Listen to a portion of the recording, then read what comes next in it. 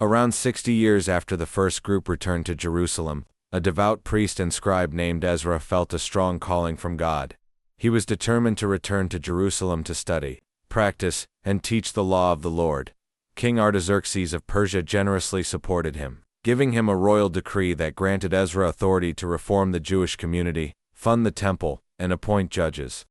Ezra gathered about 1,500 more exiles, and after a solemn fast to seek God's protection for their journey, they set out, miraculously completing the journey safely, without a military escort. Upon arrival, Ezra was devastated to discover that many of the Jewish returnees, including priests and Levites, had married foreign wives, violating God's covenant. In anguish, Ezra tore his garments and confessed the people's great sin before God.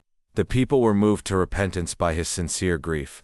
They publicly covenanted to separate from their foreign wives and children, and Ezra meticulously organized an investigation to cleanse the community, completing the painful but necessary separation over 3 months.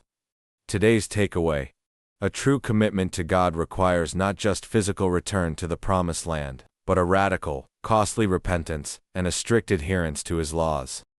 Prayer. Dear God, give me diligence to study and obey your law before I seek to reform my life or others. When I discover compromise, give me the courage to make the painful, costly separation necessary to honor your covenant fully. Amen. Subscribe.